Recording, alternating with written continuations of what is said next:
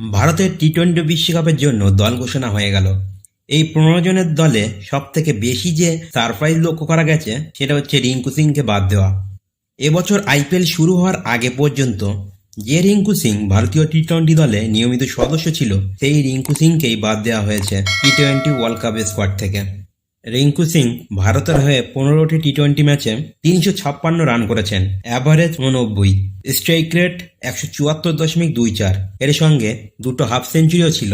তাহলে রিঙ্কুকে কেন 15 জনের দল থেকে বাদ দেওয়া হয়েছে?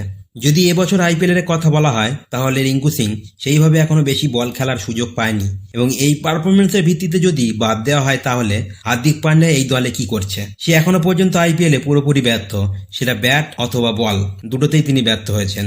এই প্রশ্নের উত্তর একমাত্র প্রধান নির্বাচক অজিত আগারকারই দিতে পারবেন। এই দল থেকে বাদ পড়েছেন শুভমান গিল ও লোকেশ রাহুলও। তো চলুন এবার দেখে নেওয়া যাক টি-20 ওয়ার্ল্ড কাপের জন্য কাকে কাকে 15 জনের স্কোয়াডে রাখা হয়েছে। রোহিত শর্মা ক্যাপ্টেন, যশস্বী জয়সওয়াল, বিরাট কোহলি, সূর্য কুমার যাদব, ঋষভ পান্ত, সঞ্জু স্যামসন, হার্দিক পান্ডিয়া। হার্দিক পান্ডিয়াকে ভাইস ক্যাপ্টেন হিসেবে রাখা হয়েছে।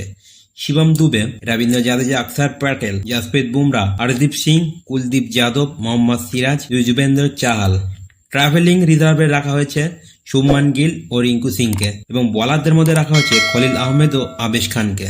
সো ফ্রেন্ড, ভিডিওটি ভালো লাগলে অবশ্যই একটি লাইক এবং চ্যানেলটিকে সাবস্ক্রাইব করে দেবেন।